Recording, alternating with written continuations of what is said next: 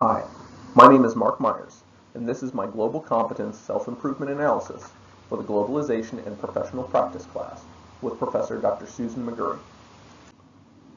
In this presentation, I will cover where I am now in relation to global competence, where my industry, the U.S. military, is now in relation to global competence, a personal self-improvement plan, recommendations for industry improvement of global competence, what learning experiences from this course were useful to me, a strategy for personal improvement, a strategy for industrial improvement, a conclusion, and my references.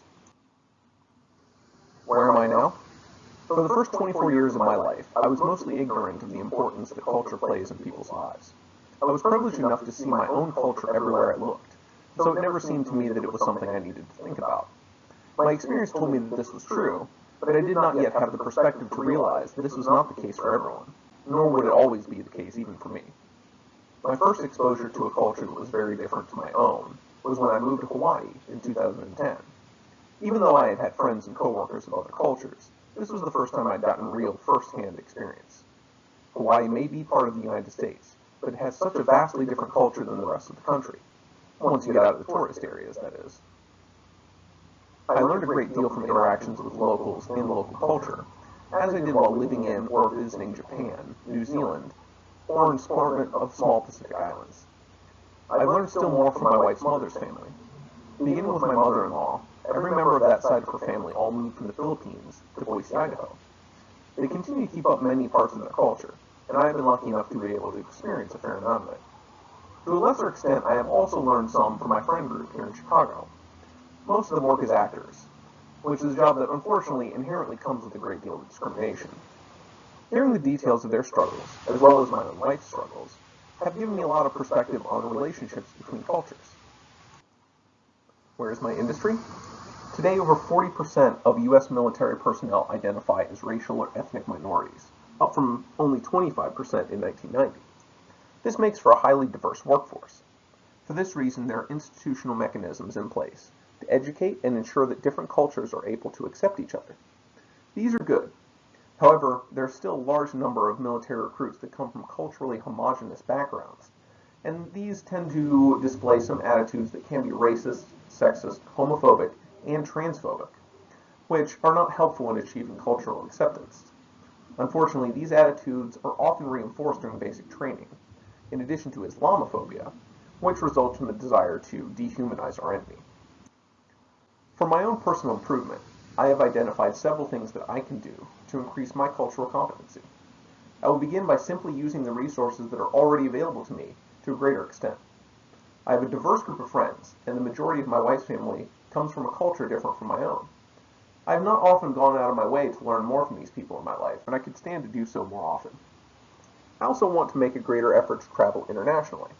Seeing cultures in person is the best way to learn about them. Additionally, when I do travel, I should be doing more to experience these cultures firsthand by interacting with real people rather than sticking to tourist areas and places that cater to Americans. Finally, in order to improve my global citizenship, I will try to be more aware of the products that I buy in order to avoid exploiting marginalized people from other parts of the world. These steps will certainly not complete my journey, but it is a start. My industry can stand to improve as well.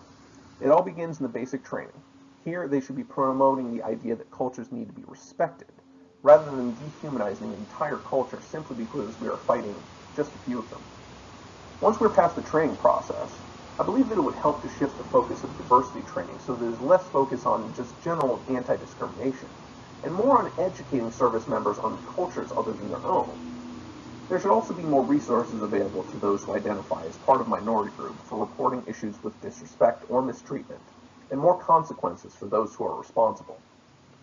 This can be a first step towards another possible improvement, and that would be to give a better effort to retain minority personnel beyond their first enlistment, and allow them to be represented in leadership.